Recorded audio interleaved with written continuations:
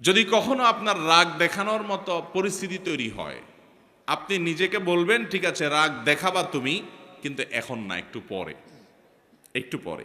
যদি কিছু সময় ক্ষেপণ করতে পারেন, এরপরে যদি রাগ করেনও, সেই রাগটা হবে ব্যালেন্সেড রাগ, সেটাতে বেসবরির কোনো কিছু থাকবে না, একেবারে সেটা দেখবেন যে ভারসাম্যর সাথে আপনি একেবারে রাগ করতে পারবেন, যে রাগে ক্ষতিকর কিছু হবে না। আর যদি যখন হট মেজাজ হলো না এখনই আমি এটা দেখে ছাড়বো, তাহলে শেষ আপনি, আর সামনে আগাইতে পারবেন না। যত বদমেজাজি মানুষ আছে এরা দেখবেন যে তৎক্ষণাৎ কিছু একটা করে ফেলতে চায়।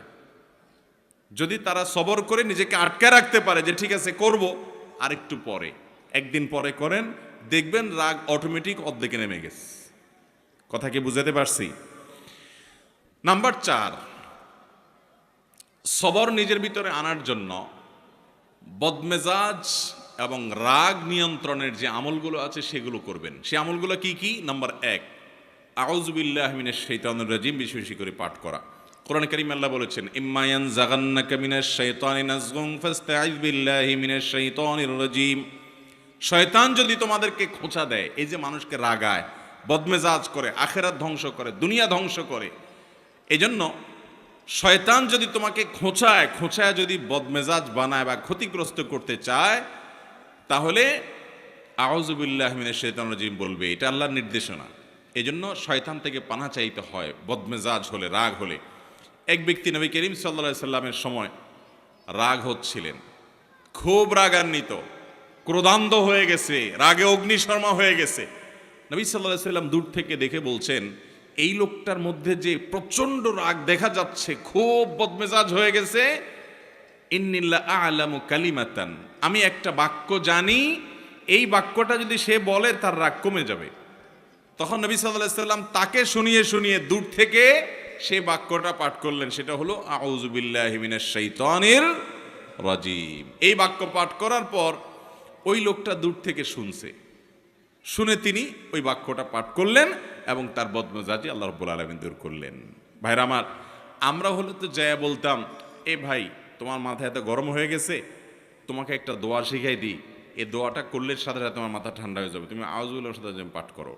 এটা তার কাছে যাই আর রাগের মুহূর্তে বললে দোয়া সে নেওয়া তো দূরের কথা, বরং বক্সিন একটা আপনার নাকের ভিতর মারার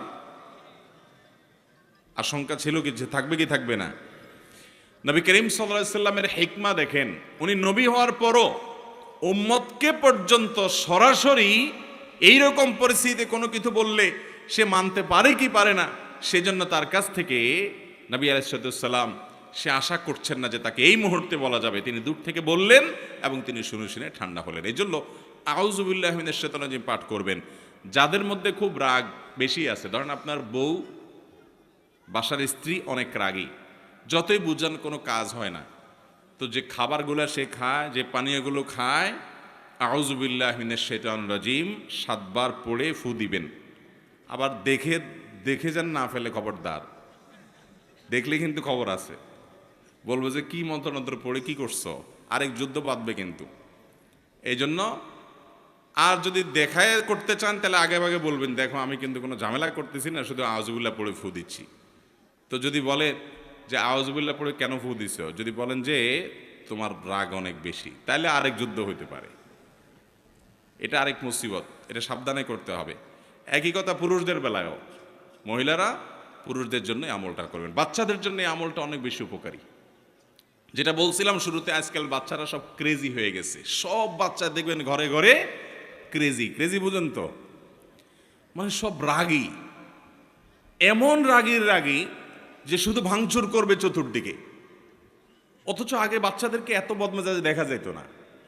এটার অনেক কারণ থাকতে পারে, আমার নিজস্ব একটা ভাবনা আছে। এর একটা কারণ আমার কাছে মনে হয়, সেটা হলো আজকাল বাচ্চাদেরকে আমরা নানান ভিডিও গেমস ইত্যাদিতে এত বেশি অভ্যস্ত করেছি, কার্টুন এত বেশি দেখাই, বিভিন্ন ডিভাইস দিয়ে এত বেশি খেলার জন্য তাদেরকে সুযোগ দিয়েছি যে এগুলোতে তারা সারাদিন শুধু মারামারি কাটাকাটি দেখে।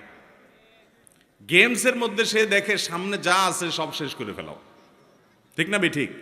গুলি করতে থাকো, তুমি সামনে আগাইতে পারবা, গুলি করতে পারো না তুমি শেষ। সাম্পলুডু খেলতেছো, তাহলে সব খেয়ে ফেলো, তাহলে তুমি সামনে আগাইতে পারো।